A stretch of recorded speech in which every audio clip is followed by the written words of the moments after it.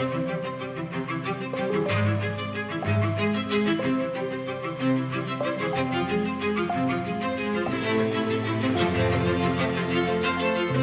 tarde, António. Olha, bem-vindo às conversas do Adamastor. Como sabes, o Adamastor é aquela figura que o Luís de Camões criou e nós inspirámos um bocadinho nessa figura para criar aqui um espaço de diálogo em que é profundo, tem que ser autêntico e queríamos desafiar pessoas que têm a coragem de se fazer ao mar e de dobrar o Cabo das Tormendas. Portanto, eles não sabem o que é que está para lá do Cabo das Tormendas, tal como os nossos navegadores não sabiam, mas têm a coragem de tomar esse caminho. Portanto, bem-vindo às conversas do Adamastor. Eu começaria... Antes de mais, obrigado, porque eu fico lisonjeado, porque é sempre bom poder partilhar algumas coisas, mas acima de tudo acharem que eu tenho alguma coisa para partilhar. É exatamente, que navegas, consegues navegar até o Cabo das Tormendas e o transformas num Cabo da Boa Esperança. Primeiro, há muita gente que não conhece o Grupo Casais, não é? Vamos começar por aí. Conta-nos um bocadinho da história, o que é o Grupo Casais, a sua origem e a sua história, e quem és tu no Grupo Casais, não é? Sim, o Grupo Casais e o nome Casais, para além de parecer que é algo relacionado com um casal, na verdade vem de uma ligação que a família tem ao Mosteiro de Tibães, que foi a sede dos monges beneditinos quando eles estiveram instalados em Portugal. Aliás, a Ordem de São Bento, e por isso é que nós temos o Palácio de São Bento, temos o Parlamento, temos, na verdade, aquilo tudo teve a responder a Tibães, porque outrora era Tibães que tinha essa soberania aqui sobre o território nacional. E durante cerca de 7 gerações, a família esteve a ocupar, junto com os mosteiros, é que tinham um mosteiro, e a família fazia o campo. E por isso essas pessoas chamavam-se casales, que depois mais tarde começaram a ser chamadas como alcunha de casais. E nós encontramos um registro histórico em 1700 e qualquer coisa de uma primeira Maria Casais, porque aparece no notário, mesmo com as aspas de Maria Casais no registro de uma neta, e por isso foi aí que de facto conseguimos trazer alguma parte da história. Podem ter havido outras antes, e por isso já o meu bisavô era conhecido por mestre Casais, foi o primeiro que se começou a dedicar à construção. O meu avô também herdou esse título de mestre Casais. E por isso a empresa, quando ela foi constituída pelo meu avô, chamou-se Empreiteiros Casais. Foi o nome, e é o nome que a família é conhecida, e mesmo a minha mãe, os meus tios são conhecidos por José de Olinda Casais, mas ninguém os conhece como Fernandes. Por isso é uma história ligada à terra, da terra para a construção e da construção para o mundo, e agora voltamos outra vez a ter aqui mais alguma coisa ligada à terra. Sim, senhor, é uma história muito bonita. Eu confesso, eu sou um apaixonado por mosteiros e por toda a tradição monástica deste país. E já conhecia o Mosteiro de Tibães, mesmo quando ele estava degradado, e depois quando está transformado, e realmente é um sítio único. Portanto, vir daquela terra só pode vir gente de bem. Um bocadinho, essa inspiração do ora e labora dessa importância da disciplina e do rigor, de alguma forma marcou a história do grupo, não é? Portanto, o grupo foi fundado em 58, é isso? Portanto, como é que se marcou, como é a vossa origem, portanto, e essa ligação monástica? O que é que marca, o que é que vos faz diferente de outras empresas de construção? Sim, eu acho que há um lema que o meu avô já usava, que dizia: honrai os vossos compromissos e trabalho nunca vos faltará. E acho que sempre houve essa dedicação ao trabalho e, de alguma forma, até se nós olharmos para aquilo que era a presença, para os padrões de hoje, não é? Do pai com o filho, havia, nos tempos do meu avô, era tudo muito mais... as pessoas tinham um respeito, quase que não se podia falar à mesa, mas não havia esta relação que hoje acho que existe entre pais e filhos. E mesmo se calhar se eu olhar para aquilo que foi o meu percurso, a minha vida com os meus pais, quer dizer, eles eram também bastante comprometidos com o trabalho, não é que fossem ausentes, mas estavam a dar o exemplo. Eu acho que fez isso, fez também de nós, e acho que da família, pessoas que, lá está, procuram honrar os compromissos. E eu acho que no fim do dia, quando uma ordem beneditina está há 400 anos numa região e toma ela conta da educação das pessoas e acho que isso fica, não é? Eu acho que ficou na região, não foi só na nossa família, eu acho que nós até conseguimos encontrar isso na região toda. Por isso, sim, eu acho que faz parte do nosso ADN. Nós encomendamos um estudo quando fizemos 50 anos já à Universidade Católica para identificar se havia, de facto, alguma colagem entre aquilo que eram estes valores beneditinos e os valores da empresa. E, de facto, eles identificaram que existe aí uma sobreposição. Sim, senhor.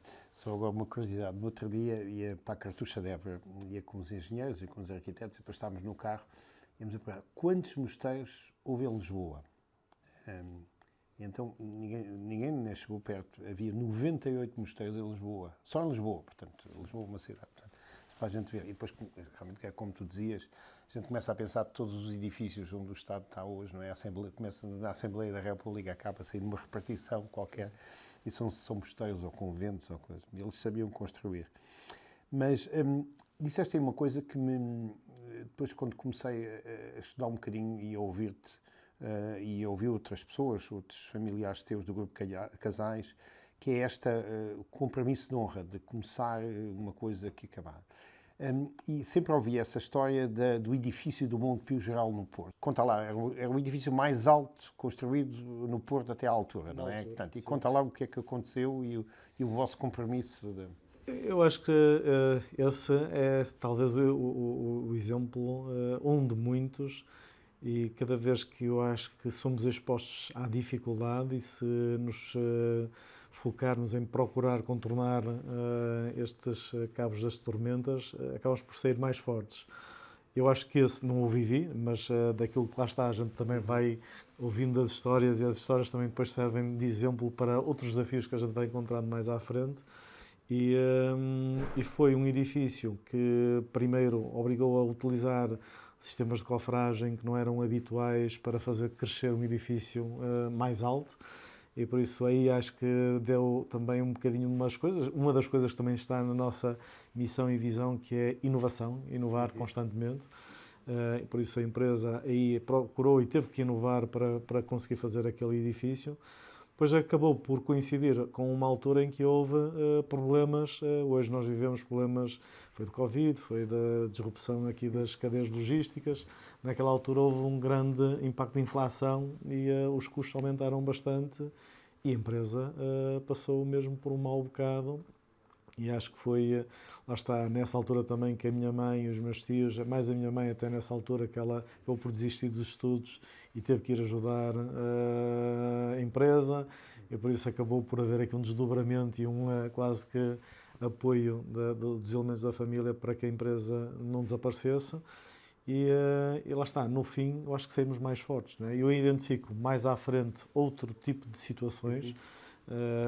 O Covid foi, sem dúvida, também um momento em que nós conseguimos também ser reforçados do ponto de vista da relação que temos com os nossos trabalhadores, mas também se eu olhar para a crise de 2008, que essa já foi vivida por mim e já tinha aí o papel de CEO, recebi o papel de CEO precisamente nessa altura. Também foi um momento em que nos empurrou ainda mais para a internacional, ou seja, cada uma das crises, se for enfrentada, lá está, em equipa. Eu acho que foi uma das coisas sempre que distingue, foi juntar as forças, a equipa, vamos todos ultrapassar. Eu acho que saímos sempre mais reforçados em cada uma destas crises. E conseguiram acabar o edifício do Monte Pio, não é? Sim, conseguimos acabar e hoje é um marco e pronto, pelo menos podemos não ter ganho muito dinheiro, ou antes pelo contrário, quase que levou a empresa ao charco, mas ficou o marco. É isso é mesmo o espírito de quem navega por mares nunca antes navegados, não é? Portanto, essa figura de ser resiliente.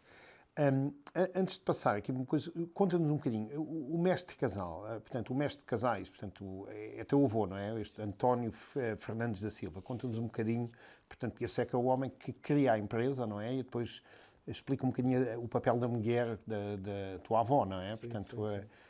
Um bocadinho da origem e, portanto, o que é que O que é que ele fez de especial para... É assim, eu acho que ele, lá está, com o exemplo também que já tinha do pai, que era também já construtor. Na altura, ele acabou por constituir a empresa com 2 irmãos, um depois acabou por falecer, o outro ele acabou por comprar, e depois começaram a entrar os filhos. O meu avô era uma pessoa bastante... eu acho que ele sim tinha o dom da palavra, escrevia textos e falava de uma forma muito eloquente. Era uma pessoa que lia muito, viajava. Eu lembro-me das viagens que ele fazia. Agora a gente tem exposições e feiras em qualquer cidade, mas o ir à França, que era onde se via as grandes inovações da construção, ir à Alemanha. Por isso era uma pessoa que viajava bastante, nomeadamente aqui na Europa, mas é um self-made man, não é? Ou seja, os estudos que ele tinha eram estudos da 4ª classe, mas pronto, foi Era um mestre, não é? Era um mestre, por isso é um mestre. Aprendeu o ofício, era uma pessoa rigorosa, era uma pessoa que, quando a gente olhava para ele, era uma pessoa séria, mas muito respeitada. Teve sempre um movimento associativo, nas alturas também de negociação com os sindicatos e quando houve grandes problemas também a nível nacional. E por isso era uma pessoa mesmo muito respeitada, mesmo por outras empresas de construção, e havia ali um círculo de empresários que eu acho que se respeitavam mutuamente, e por isso com alguns também ao longo da vida fomos fazendo consórcios.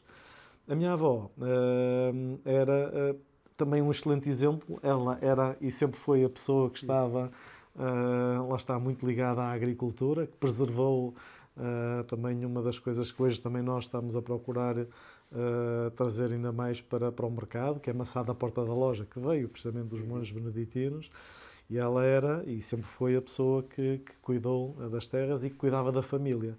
Era uma verdadeira matriarca.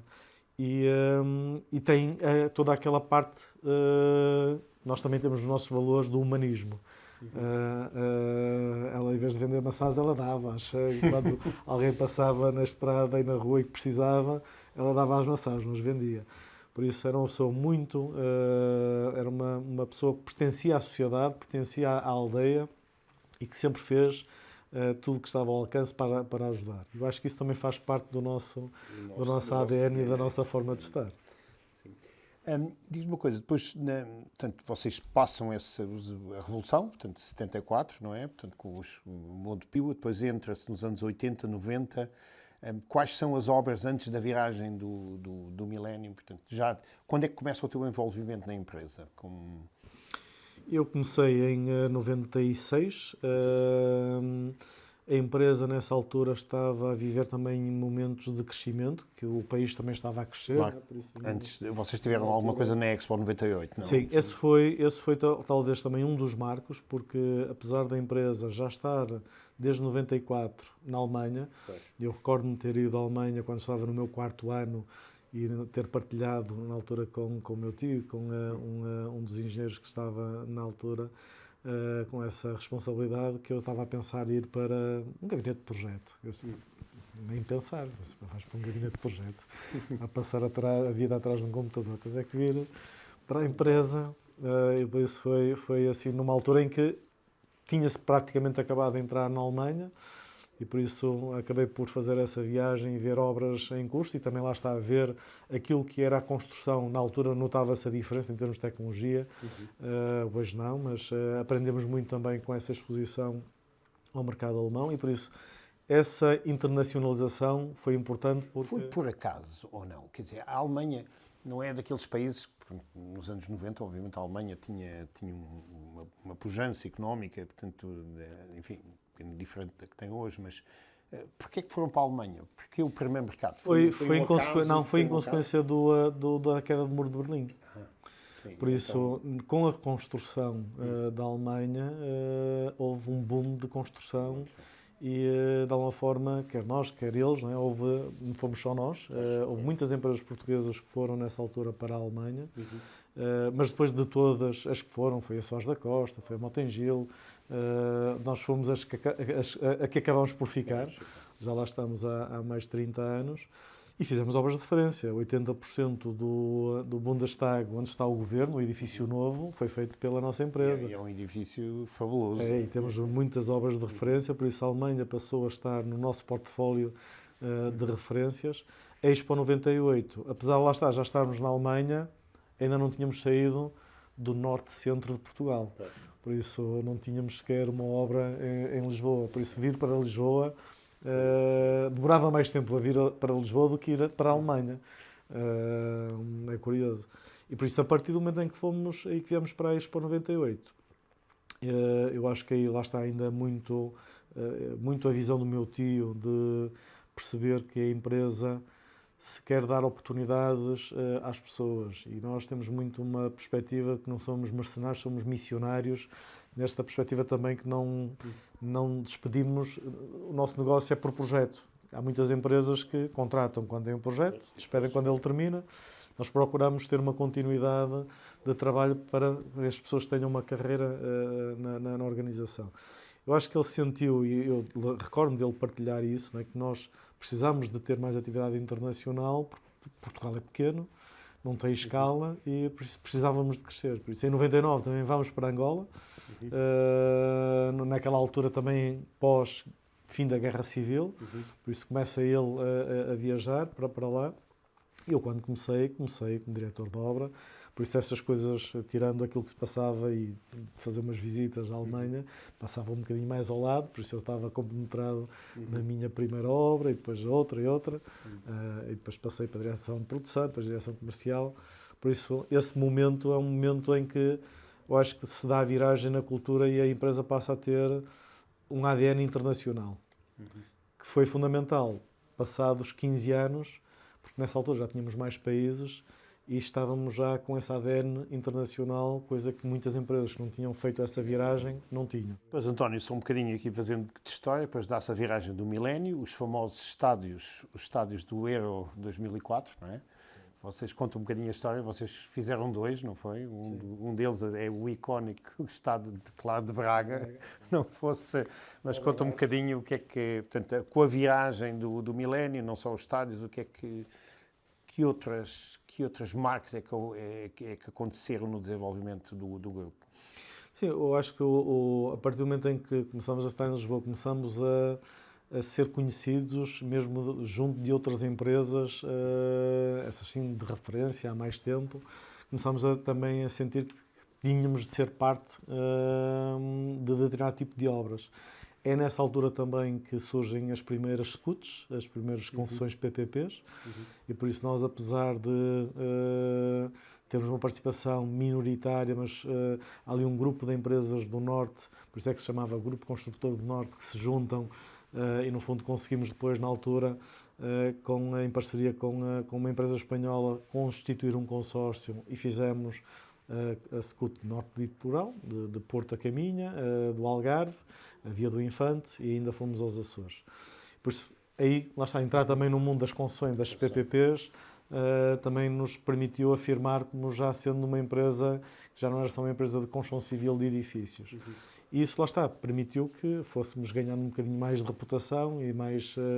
eu recordo-me que em 2000, acho que foi 2007, nós estávamos no top 25, estávamos tipo em 13º, e pronto, depois muitas empresas desapareceram e pronto, depois começámos a subir nesse ranking.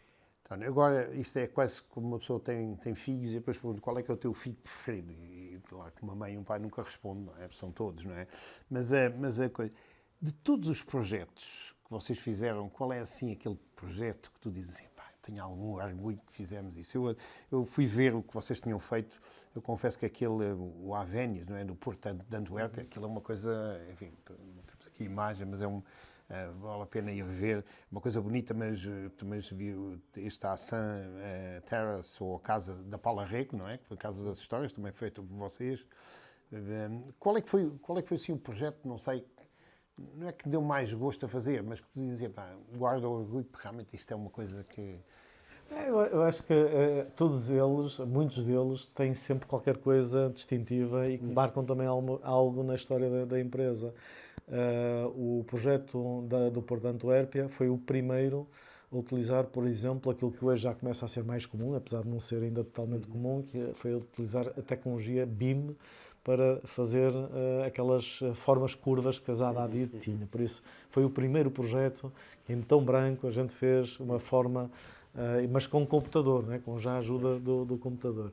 Se a gente olhar para os Ascent Terraces, foi a primeira obra que fizemos, são 6 torres, 35 pisos, já tínhamos feito em Frankfurt um edifício com 50 pisos, mas aí só fizemos a estrutura, uma das partes, que é a parte também mais importante, porque é aquela que se distingue. Esta do Ascent Terraces foi uma obra, lá está, de concepção, construção, design and building, que nós tivemos que levar também a nossa competência, por isso é sempre gratificante a gente olhar para um edifício, ou esse conjunto de 6 edifícios, que mudaram um landscape de Gibraltar. A gente, quando chega a Gibraltar, agora, quem só via o Rochedo, agora vê o Rochedo e mais 6 torres ao lado. Não é? Se eu olhar agora para estes exemplos mais recentes das obras industrializadas, como o edifício que não tem nada de dimensão, mas foi o primeiro industrializado na Península Ibérica, com tecnologia de madeira e betão. Pronto, foi. Já vamos aí. Todos esses. Mas então não há uma que tu digas assim, olha, esta aqui. Não, são mesmo todos eles, são mesmo todos importantes. Nem mesmo a Casa das Histórias, não é? Da Paula Rico. Bem, eu tentei, não é? Tentei, sabia que não ia escolher um, mas tentei. Mas talvez perguntasse uma coisa, e como é que é quando você já te aconteceu e construiu alguma coisa que tu não gostas, que tu dizes, isto realmente é uma coisa que não faz muito sentido, ou talvez eu coloque a questão de outra maneira, de uma experiência pessoal.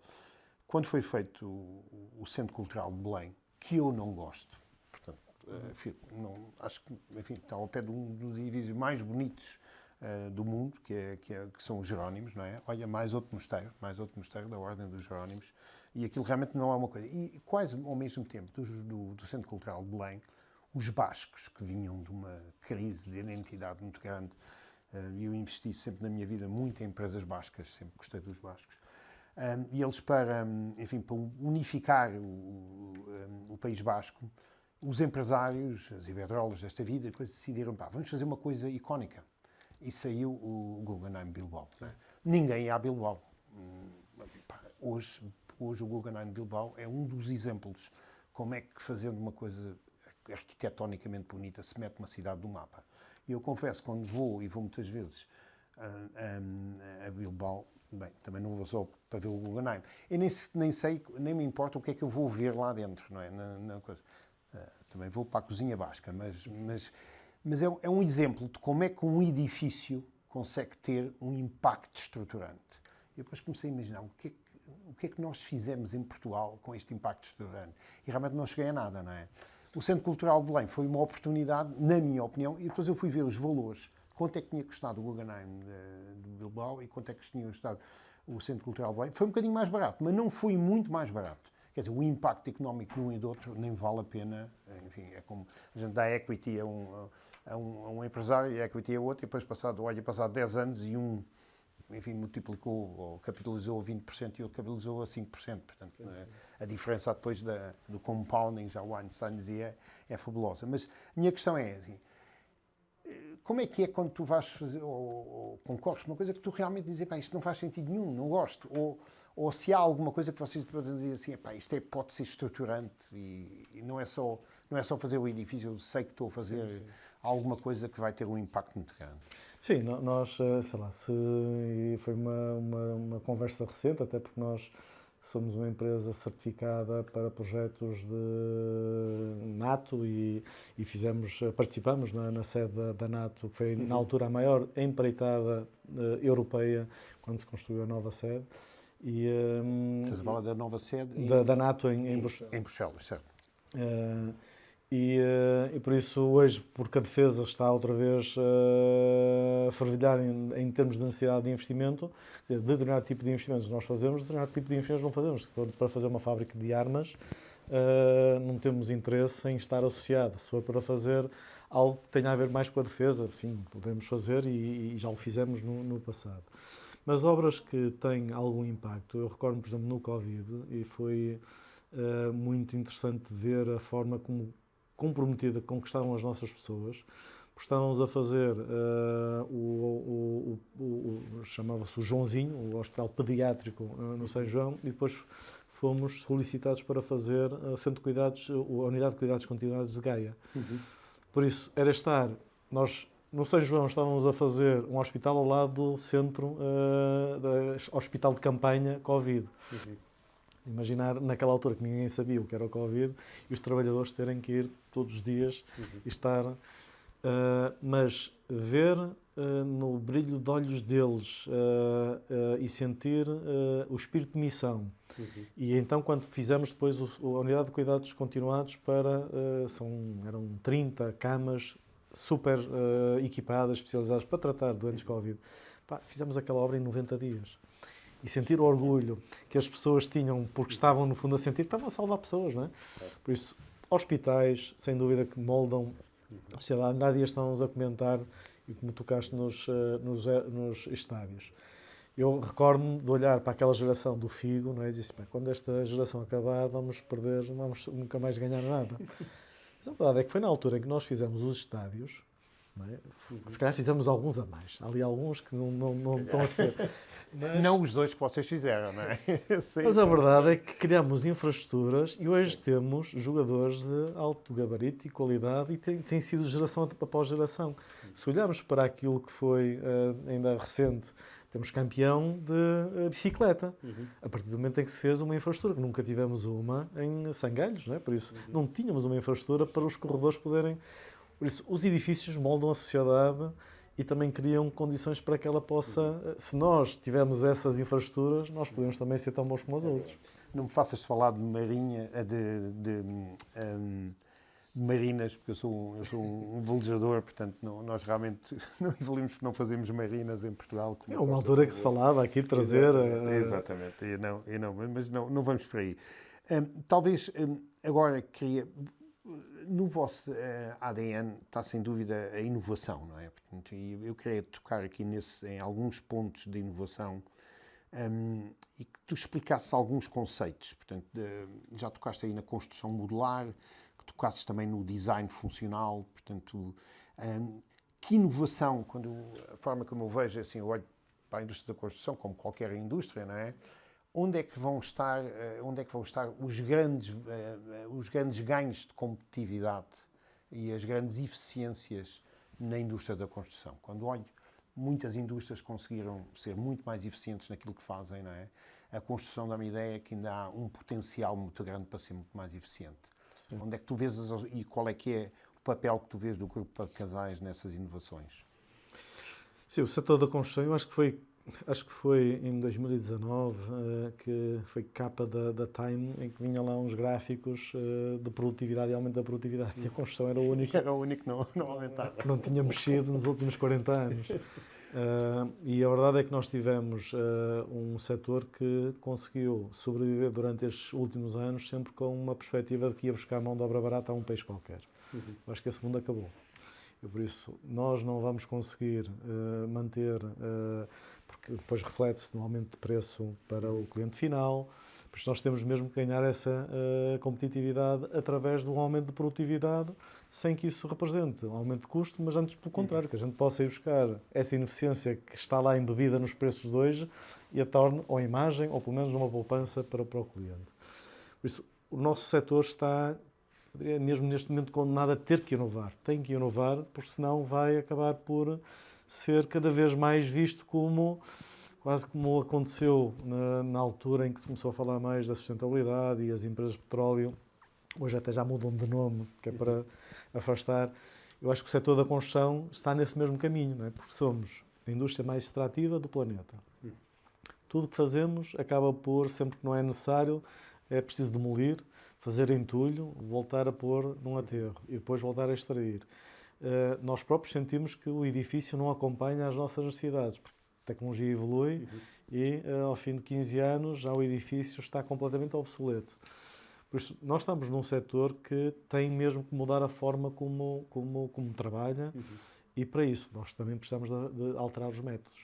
Ou Ou seja, não é possível nós conseguirmos atrair, já não conseguimos atrair mão de obra, porque ninguém quer vir para a construção civil para assentar tijolo, e depois andar de martelo a abrir roços para meter tubos elétricos. Mas nós temos que olhar para o mundo em que vivemos, que é muito mais tecnológico, e em que há uma indústria onde eu posso planear tudo isto, fabricar com rigor, incorporar, montar, desmontar e tornar os nossos edifícios muito mais nesta ótica da economia circular, não é? Que podem ser reutilizados, reciclados. Por isso há muito ainda a fazer. Nós estamos a fazer algumas coisas, mas ainda há muito mais a fazer. Conta-nos um bocadinho o que vocês estão a fazer em termos da construção modular. Portanto, eu visitei algumas das vossas fábricas, não é? Podemos dizer assim, de construção modular. O que é que vocês estão a fazer e, de alguma maneira, aquilo que vi é pioneiro ou não é pioneiro, ou outros estão a fazer também? Sim, há mais empresas do mundo a fazer. Explica um bocadinho, porque nem toda a gente conhece o que é que vocês estão a fazer, portanto, de modular. Sim, nós, no fundo, aquilo que estamos a fazer é pegar no edifício e dividi-lo nos componentes que possam ser repetíveis, standardizados, para poderem ser fabricados numa fábrica. Por isso, é no fundo quase como se estivéssemos a fazer as peças de Lego. E por isso, tivemos que identificar quais é que são esses componentes, quais é que são aqueles que a gente pode repetir. Começamos até curiosamente mais por algumas coisas que não implicavam grande mudança do edifício no seu todo, mas começamos a aplicar na grande maior parte dos edifícios e fomos crescendo no número de componentes até que chegamos ao de Guimarães e foi o primeiro em que foi totalmente industrializado, desde a estrutura às instalações. Depois fizemos em Espanha, também no fundo, fabricado cá, mas montado em Espanha, e nós estamos a fazer vários. Por isso, no fundo, é pegar em todos esses componentes esses que podem ser desenhados, testados, podem ser evolutivos, ou seja, nós podemos ter a versão 1 que é melhor, a versão 2 que é melhor que a versão 1, ou seja, aquilo que acontece com a indústria automóvel, em que nos modelos se vai aprimorando e também se vai acrescentando tecnologia, eu acho que pela primeira vez estamos a conseguir fazer isso.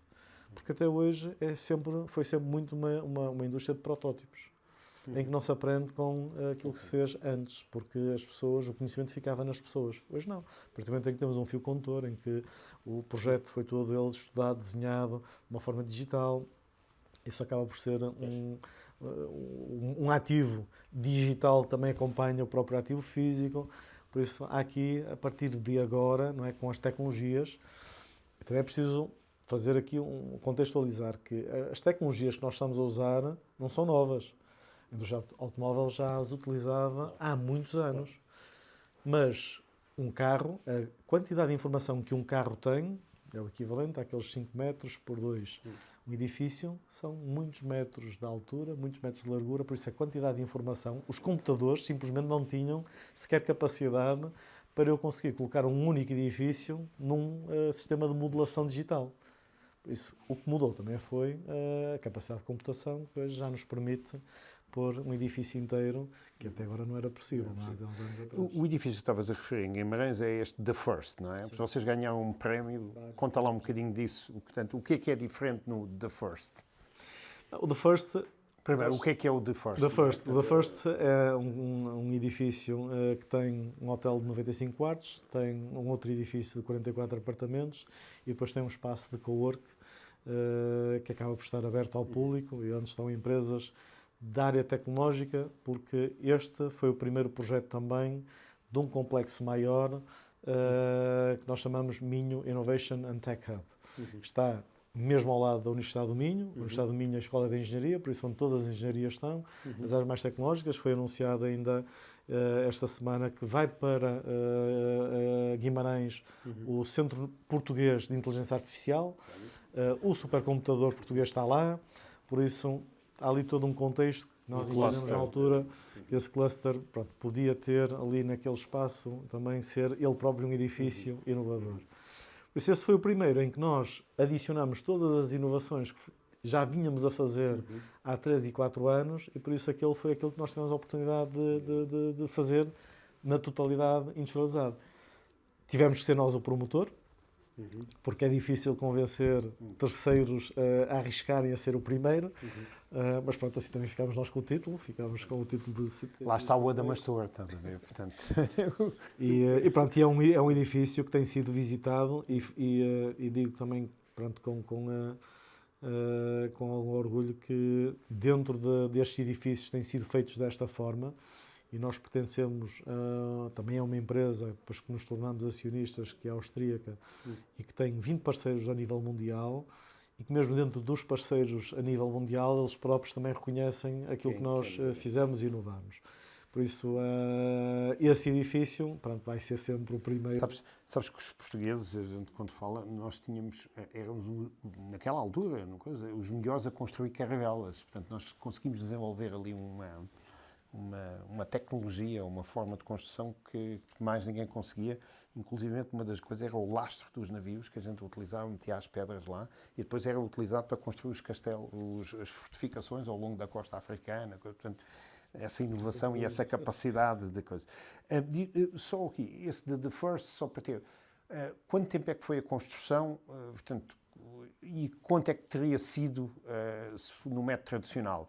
E já agora, em termos de custos, o que é que estamos, portanto, é muito diferente uma construção modular para uma construção tradicional? Se nós olharmos aquele edifício, nós substituímos 2/3 do betão por madeira. A madeira é mais cara. Ou seja, se eu comparar os materiais, eu tenho materiais mais caros. Mesmo assim, no final, houve eficiências e nós tínhamos feito exatamente o mesmo projeto em tradicional para comparar e ficou ao mesmo preço. Ou seja, se o primeiro projeto fica ao mesmo preço, se a gente ganhar escala, eu tenho ganhos de competitividade. Em termos de prazo, nós já conseguimos ali reduzir cerca de 30% ao prazo. 30%. Hoje já estamos a conseguir mais. Não é? Nós estamos neste momento a fazer até uma habitação de custos controlados, em que o concurso foi em dezembro, e nós desde dezembro até o próximo dezembro fizemos o concurso, ganhamos o concurso, fizemos o projeto, licenciou, está em construção e vai terminar. Onde é que é esse projeto? Aqui na Amadora. Por isso...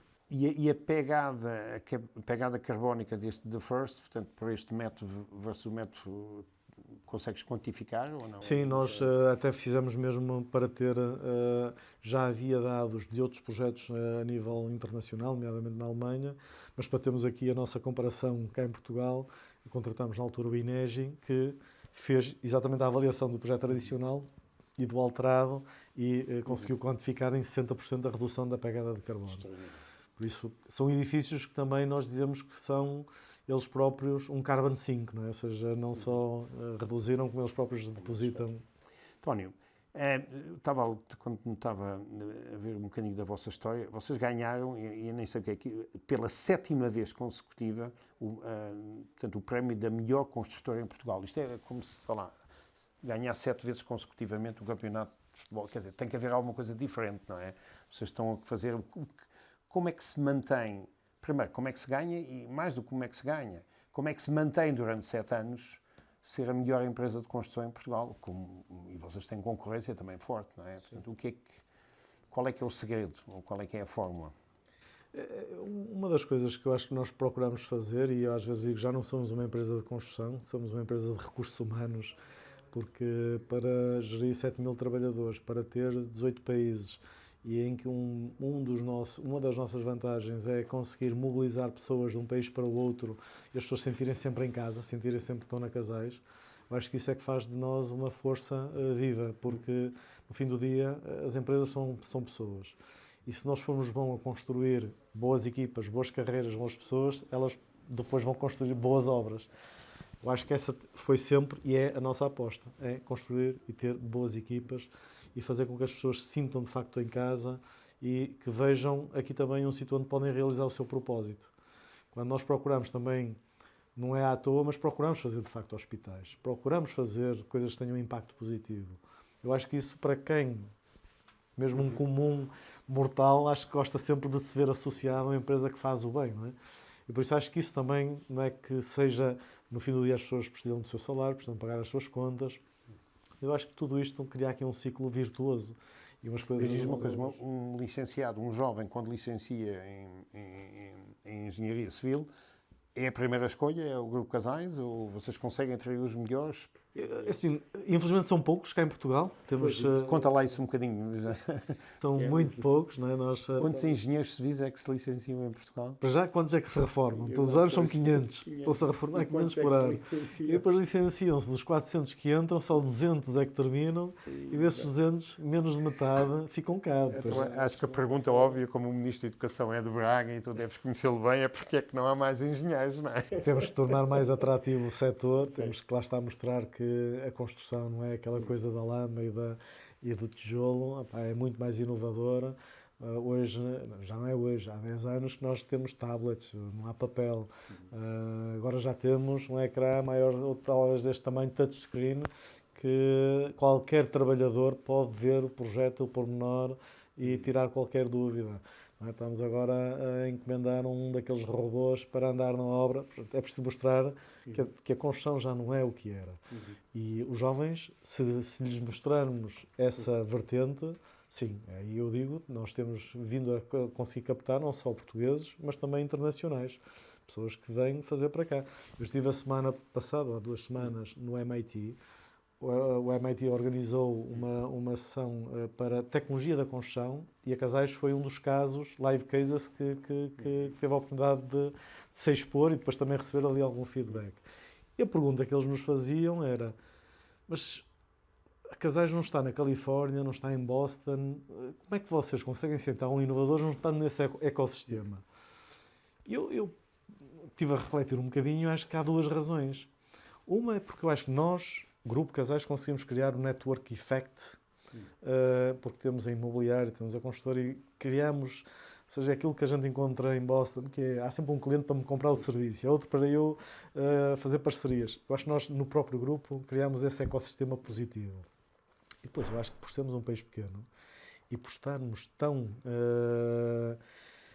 sempre com aquela sede e dúvida se amanhã não vai vir alguém que vai nos desromper, eu acho que nós estamos sempre pressionados para ter que inovar, ter que fazer diferente. Por isso eu acho que o próprio ecossistema, por ser pequeno, nos empurra para inovar. Estás já para um ponto que eu queria, que era a estratégia do grupo e, portanto, no fundo, como é que tu vês a evolução do grupo Casais daqui a 5, daqui a 10 anos. E eu gosto sempre, como investidor, e fazia sempre com os meus analistas e com as pessoas que trabalham comigo, é assim, olha para o passado para perceberes o futuro, não é? E recordo-me quando tinha analistas que seguiam parte da construção e dizia sempre, olha para as 5 empresas espanholas e vê lá, portanto, elas nasceram quase todas iguais.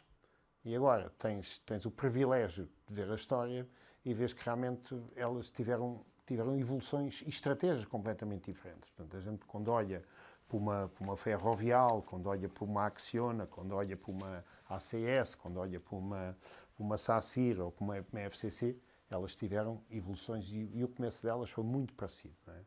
Isso deve ser estratégia, não é?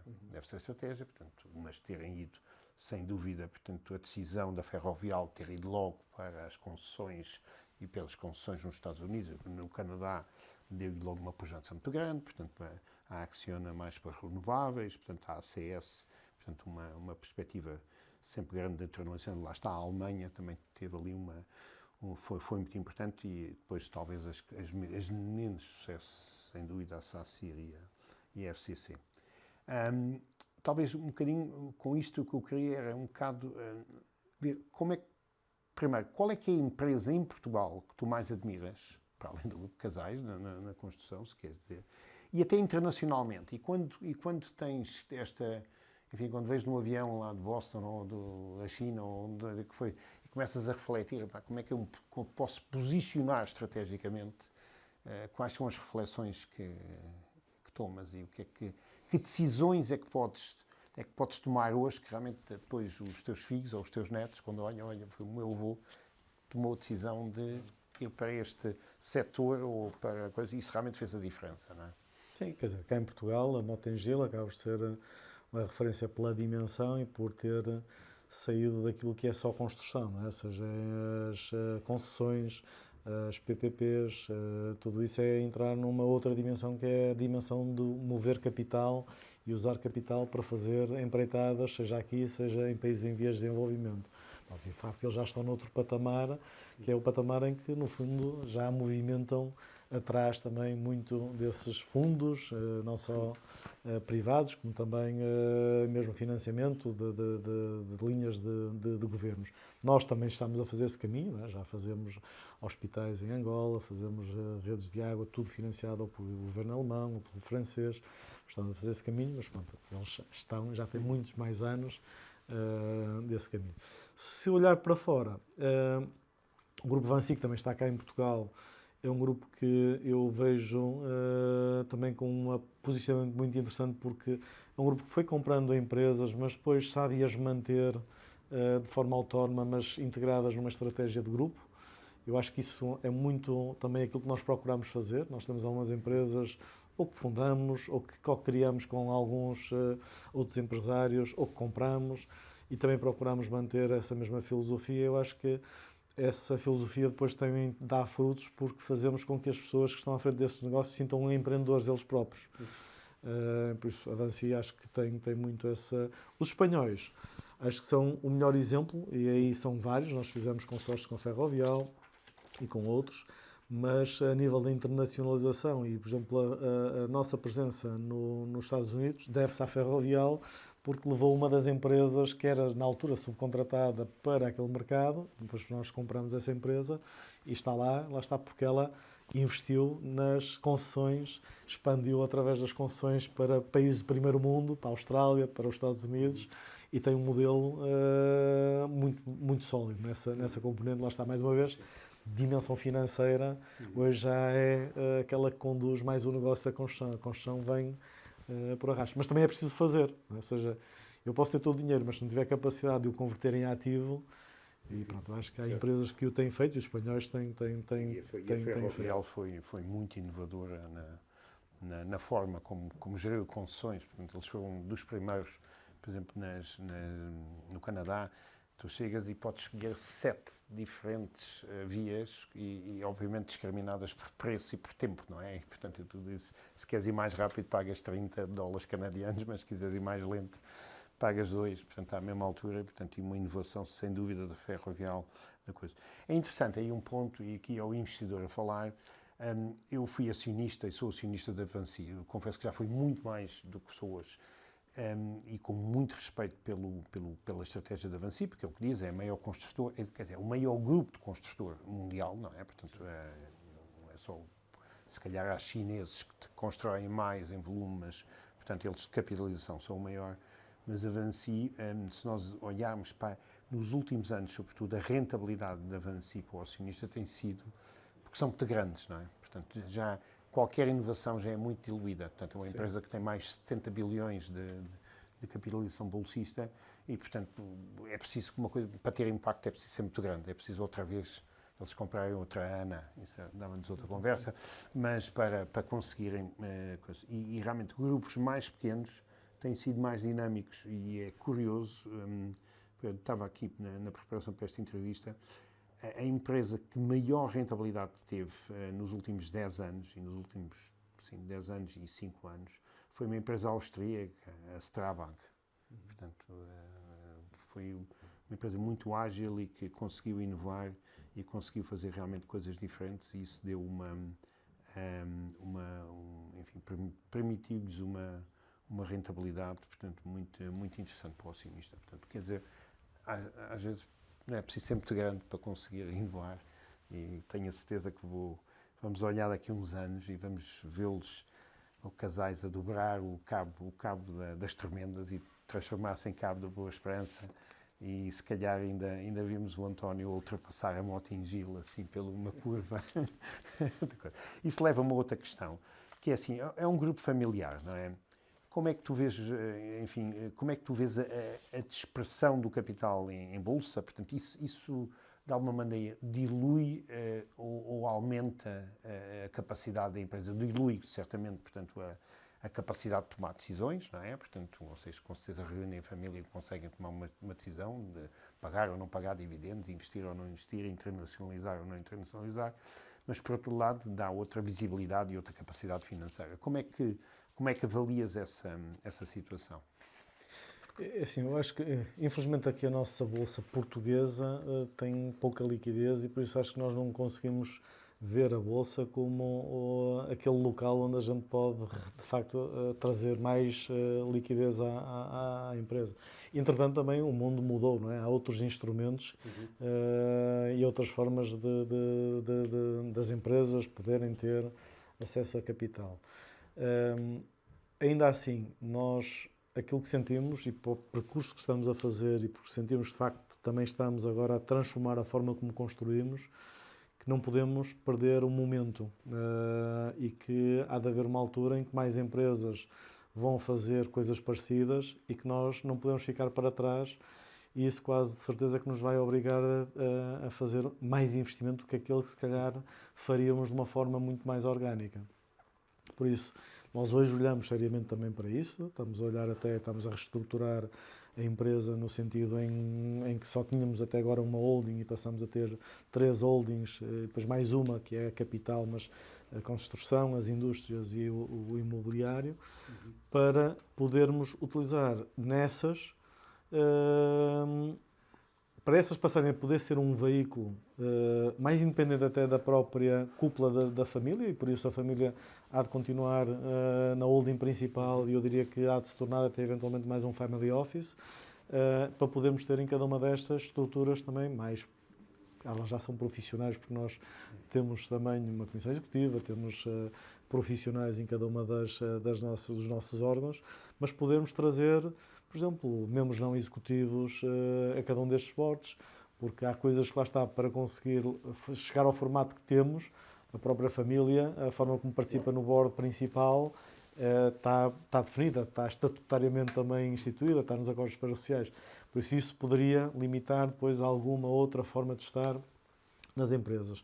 E neste nível abaixo, tal como temos empresas que somos parceiros e temos capital e somos minoritários e temos direitos minoritários, ou somos maioritários e temos controle da operação, aqui vai ser muito mais fácil a gente pensar em como é que pode escalar e até podemos ter alguma destas empresas que faz um IPO e que cresce através desse tipo de parcerias. Por isso acho que já esteve mais afastado alguma dessas possibilidades. Só eu quando, enfim, nas minhas centenas, com certeza, de reuniões com os grupos espanhóis, isso era um comum. Portanto, tanto a família entre canais, como o Calvo Sotelo, como o Florentino Pérez, e mesmo esse admitia que o facto da dispersão de capital lhes deu uma capacidade e também lhes deu enfim, um controle que o mercado fazia, que lhes obrigou a ser melhores. Portanto, isso com certeza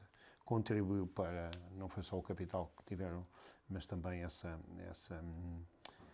obrigação quase de reportar e de ter um rigor na forma como faziam as coisas. E quando não havia esse rigor, o mercado também os penalizava, portanto, eles também tentavam ter mais rigor. Por último, a última questão, qual é que é o teu grande sonho como CEO da Casal?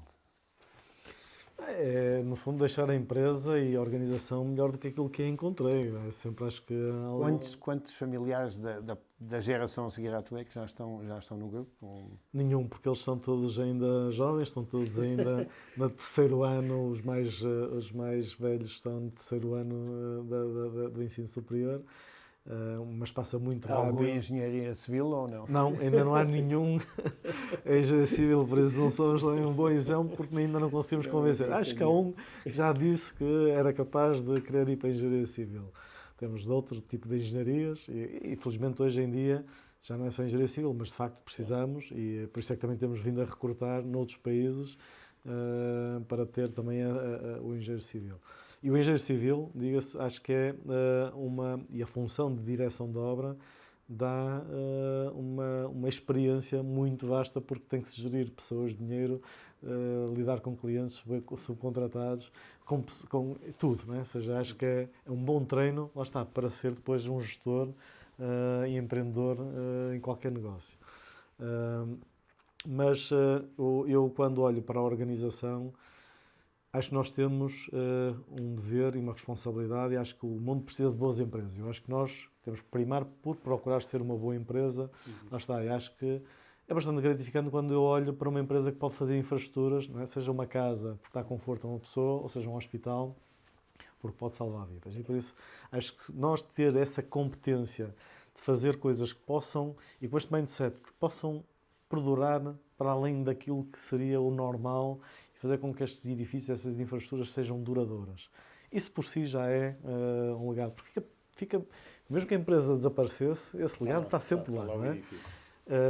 Mas se nós conseguirmos fazer com que as pessoas continuem a manter esta mesma motivação, de facto a gente pode estar em mais países no mundo, a fazer também mais, a impactar positivamente mais o mundo. Aliás, este verão até fizemos um projeto engraçado que era como é que podemos construir na Lua e no fundo quais são os desafios da Lua e como é que eles nos ajudam a resolver os desafios da Terra. Sem gravidade, não é? Sem gravidade, sem materiais, não é? Temos que ser muito mais eficientes. Por isso, quem sabe, um dia podemos estar a construir também extraplanetariamente uma casa pré-fabricada em Portugal para ser metida na Lua. Uma boa forma de acabar. Então, esse é o teu sonho, como ainda no teu mandato, construir qualquer coisa na Lua. Eu acho que é um sonho bonito, digno certamente, portanto, do Adamastor, não é? Portanto, construir na Lua. Mas queria-te agradecer, sei que esta hora, sei que és uma pessoa com muito que fazer, mas o tempo que me dedicaste e dar-te os parabéns, não só por 7 anos a ganhares o prémio da melhor construtora em Portugal, mas sobretudo uma coisa que do pouco tempo que conheço o Grupo Casais, que é uma grande humildade com que vocês fazem as coisas. Quer dizer, fazem as coisas com grande rigor, nesse lema monástico do grande rigor e o grande trabalho, mas depois com uma grande humildade, portanto, sem meterem os bicos de pés e sem que um amigo meu mostrava-me uma fotografia em que estavam todos os CEOs da empresa e depois ele mostrava-me, estás a ver onde é que está o António? Está aqui atrás. E eu assim, pá, isso diz muita coisa e realmente diz muita coisa. Portanto, os parabéns e continuem. E quando for a inauguração da Casa na Lua, convida-me, que eu se calhar ainda vou lá de cadeira de rodas, portanto, sem gravidade. Nessa altura já alguém inventou alguma forma da gente se regenerar e estar... Espero bem que não, que isto aqui tem um prazo de validade. Muito obrigado. Obrigado. Ah.